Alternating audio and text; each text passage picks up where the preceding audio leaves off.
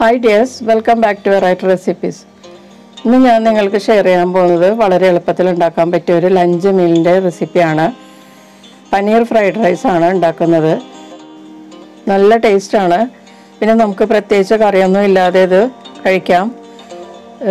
നോയമ്പ് സമയത്ത് നമുക്ക് ഇത് ഉണ്ടാക്കി കഴിക്കാൻ പറ്റിയ ഒരു ഐറ്റം ആണ്. എല്ലാവർക്കും ഇത് ഇഷ്ടപ്പെടും. അപ്പോൾ നമുക്ക് ഇത് എങ്ങനെയാണ് ഉണ്ടാക്കുന്നതെന്ന് നോക്കാം. ആദ്യം നമുക്കൊരു ബാറ്റർ ഉണ്ടാക്കാം. അതിനു വേണ്ടി 2 ടേബിൾ സ്പൂൺ മൈദ ഒരു പാത്രത്തിലേക്ക് ഇട്ടിട്ടുണ്ട്. പിന്നെ 1 ടേബിൾ സ്പൂൺ കോൺഫ്ലവറും കൂടി ചേർക്കുക. ടേസ്റ്റിനുള്ള ഉപ്പ് ചേർക്കുക. ഒരു 1/4 ടീസ്പൂൺ കുരുമുളക് പൊടി ചേർക്കുക. 1/4 ടീസ്പൂൺ ജിഞ്ചർ ഗാർലിക് പേസ്റ്റും കൂടി ചേർത്തിട്ട് മിക്സ് ചെയ്ത് ഇതിലേക്ക് ആവശ്യമുള്ള വെള്ളവും കൂടി ചേർത്ത് നല്ല കുഴമ്പ് രൂപത്തിൽ കലക്കിയെടുക്കാം. ഇപ്പോൾ ബാറ്റർ നല്ല തിക്കായിട്ട് ഞാൻ കലക്കിയെടുത്തിട്ടുണ്ട്. ഇനി നമുക്ക് പനീറാണ് വേണ്ടത്. പനീർ ഞാൻ 200 ഗ്രാമാണ് എടുത്തിരിക്കുന്നത്. അത് നമുക്കൊന്ന് ചെറിയ കഷ്ണങ്ങളാക്കിയെടുക്കാം. പൊടിച്ച് കളയാതെ നമുക്ക് ചെറിയ ചെറിയ പീസസ് ആക്കിയെടുക്കണം. അപ്പോൾ പനീറെല്ലാം ചെറിയ കഷ്ണങ്ങളാക്കി എടുത്തിട്ടുണ്ട്. ഇനി നമ്മൾ നേരത്തെ റെഡിയാക്കി വെച്ച ബാറ്റർ ഇതിലേക്ക് ചേർത്ത് നമുക്കൊന്ന് മാരിനേറ്റ് ചെയ്തെടുക്കാം. പനീർ നമുക്ക് മാരിനേറ്റ് ചെയ്യാതെ വേണമെങ്കിൽ ഫ്രൈ ചെയ്തെടുക്കാം, അല്ലെങ്കിൽ മാരിനേറ്റ് ചെയ്തും എടുക്കാം.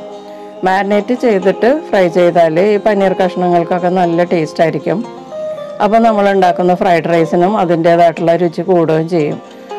അതുകൊണ്ട് ഞാൻ ഇതുപോലെ മാരിനേറ്റ് ചെയ്തിട്ടാണ് പനീർ ഫ്രൈ ചെയ്തെടുക്കുന്നത്. പനീർ ഫ്രൈ ചെയ്യാതെ നമുക്ക് ഈ റൈസ് ഉണ്ടാക്കാം, പക്ഷെ ഇങ്ങനെ ചെയ്യുന്നതാണ് കൂടുതൽ ടേസ്റ്റ്.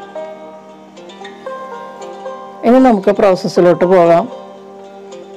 പാൻ ചൂടായി കഴിയുമ്പോഴേക്കും 2 ടേബിൾ സ്പൂൺ റിഫൈൻഡ് ഓയിൽ, അതായത് സൺഫ്ലവർ ഓയിലാണ് ഞാൻ ചേർത്തിരിക്കുന്നത്. ഇതിലേക്ക് നമ്മൾ മാരിനേറ്റ് ചെയ്ത പനീർ കഷ്ണങ്ങൾ ചേർത്തൊന്ന് ഷാലോ ഫ്രൈ ചെയ്തെടുക്കാം. മുട്ട സ്ക്രാമ്പിൾ ചെയ്യുന്നത് പോലെ ചിക്കി പൊടിച്ച് നമുക്കിത് ഫ്രൈ ചെയ്തെടുക്കാം.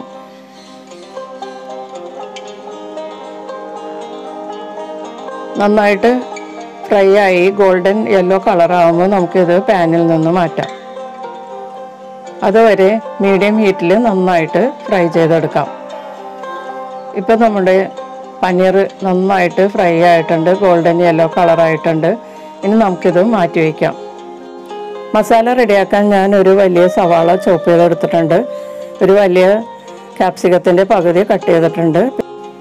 പിന്നെ ഒരു ചെറിയ ക്യാരറ്റ് പൊടിയായി ചോപ്പ് ചെയ്തത്, പിന്നെ ഒരു മീഡിയം തക്കാളി പേസ്റ്റ് ആക്കി വെച്ചിട്ടുണ്ട്. ഇനി നമുക്ക് വേണ്ടത് ഗ്രീൻ അണിയനും സെലറിയുമാണ്. ഞാനൊരു വലിയ ഗ്രീൻ അണിയനാണ് എടുത്തിരിക്കുന്നത്. ഇതിൻ്റെ വൈറ്റ് ഭാഗവും ഗ്രീൻ ഭാഗവും വേറെ വേറെ നമുക്ക് കട്ട് ചെയ്തെടുക്കണം.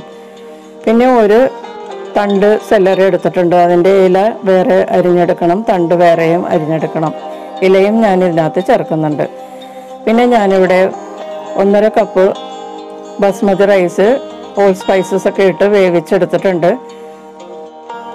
കൂടുതൽ വെന്ത് ഉടഞ്ഞു പോവാതെ എടുക്കണം. ഇനി നമുക്ക് പ്രോസസ്സിലോട്ട് പോകാം.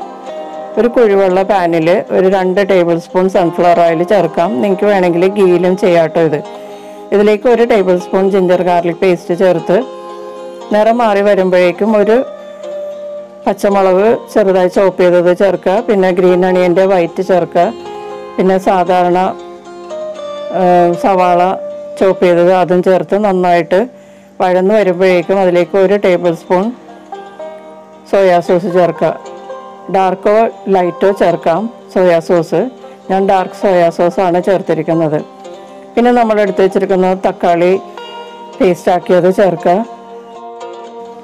തക്കാളിയിലെ വെള്ളമൊക്കെ നന്നായിട്ട് വറ്റി കഴിയുമ്പോഴേക്കും ഇതിലേക്ക് 2 ടേബിൾ സ്പൂൺ ടൊമാറ്റോ സോസ് ചേർക്കുക. പിന്നെ 1 ടേബിൾ സ്പൂൺ ചില്ലി സോസ് ചേർക്കുക. ഞാൻ റെഡ് ചില്ലി സോസാണ് ചേർത്തിരിക്കുന്നത്. നിങ്ങൾക്ക് വേണമെങ്കിൽ ഗ്രീൻ ചില്ലി സോസും ചേർക്കാവുന്നതാണ്. ഇതിലേക്ക് ടേസ്റ്റിന് വേണ്ടി കുറച്ച് ഉപ്പ് ചേർക്കുക. കാരണം സോസിനെല്ലാം ഉപ്പുള്ളത് കൊണ്ട് കുറച്ച് ഉപ്പ് ചേർത്താൽ മതിയാകും. ചോറ് നമ്മൾ ഉപ്പ് ചേർത്താണ് വേവിച്ചിട്ടുള്ളത്.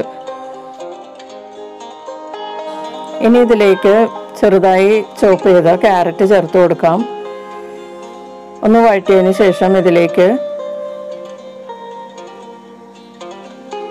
സെലറി ചേർത്ത് കൊടുക്കാം.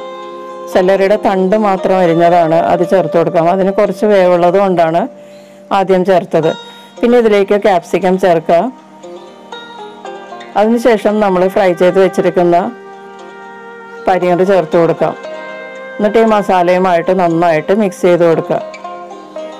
ഒരു 2 മിനിറ്റ് മിക്സ് ചെയ്തതിന് ശേഷം ഇതിലേക്ക് പൊടിയായി അരിഞ്ഞ സെലറി ലീവ്സ് ചേർത്ത് കൊടുക്കാം. അതിനുശേഷം ഗ്രീൻ അണിയൻ ചേർത്ത് കൊടുക്കാം. ഇനി ഇതിലേക്ക് നമ്മൾ വേവിച്ച് വെച്ചിരിക്കുന്ന റൈസ് കുറേശ്ശെ ചേർത്ത് മിക്സ് ചെയ്യാം. നല്ലതുപോലെ ഈ മസാലയുമായിട്ട് മിക്സ് ചെയ്യാം. അതിനുശേഷം ഇതിലേക്ക് 1 ടീസ്പൂൺ ലെമൺ ജ്യൂസ് ചേർത്ത് മിക്സ് ചെയ്യാം.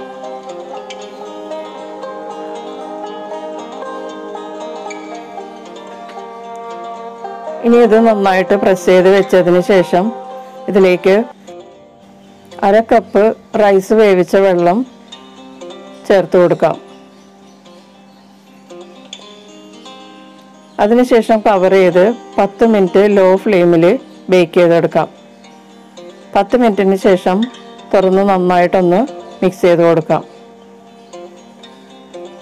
ഇപ്പം നല്ലൊരു ഫ്രൈഡ് റൈസിൻ്റെ മണമൊക്കെ വരുന്നുണ്ട് കേട്ടോ, സെല്ലറിയൊക്കെ ചേർത്തിട്ടുള്ളതുകൊണ്ട്. ഹോട്ടൽ സ്റ്റൈലിലുള്ള ഫ്രൈഡ് റൈസിൻ്റെ മണമാണ് വരുന്നത്. ഇനി ഇതിലേക്ക് നമുക്ക് 1 ടീസ്പൂൺ സോയാ സോസ് ഒന്ന് തൂവി കൊടുക്കാം. പിന്നെ കുറച്ച് ടൊമാറ്റോ സോസും കൂടി ചേർത്തിട്ട് നന്നായിട്ടൊന്ന് മിക്സ് ചെയ്യാം. ടൊമാറ്റോ സോസ് നിങ്ങൾക്ക് കൂടുതൽ ചേർക്കണമെങ്കിൽ കൂടുതൽ ചേർക്കാം, അത് അവരവരുടെ ടേസ്റ്റ് അനുസരിച്ച് ചേർക്കുക. പിന്നെ 1/2 ടീസ്പൂൺ ബ്ലാക്ക് പെപ്പർ പൗഡറും കൂടി ചേർത്ത് നന്നായിട്ട് മിക്സ് ചെയ്തതിന് ശേഷം നമുക്കിത് സെർവ് ചെയ്യാവുന്നതാണ്. അപ്പോൾ വളരെ സ്വാദിഷ്ടമായിട്ടുള്ള പനീർ ഫ്രൈഡ് റൈസ് റെഡി ആയിട്ടുണ്ട്. ഇത് നമുക്ക് കറിയൊന്നും ഇല്ലാതെ വെറുതെ അച്ചാറോ പപ്പടമോ ടൊമാറ്റോ സോസോ ചേർത്ത് കഴിക്കാവുന്നതാണ്. ഈ വീഡിയോ നിങ്ങൾക്ക് ഇഷ്ടപ്പെട്ടെങ്കിൽ നിങ്ങളുടെ അഭിപ്രായങ്ങളും നിർദ്ദേശങ്ങളും കമൻറ്റ് ബോക്സിൽ അറിയിക്കുക. ആദ്യമായി ചാനൽ കാണുന്നവരാണെങ്കിൽ സബ്സ്ക്രൈബ് ചെയ്ത് ബെല്ലൈക്കൺ എനേബിൾ ചെയ്യുക. നമുക്ക് വീണ്ടും മറ്റൊരു റെസിപ്പിയുമായിട്ട് കാണാം. Thank you.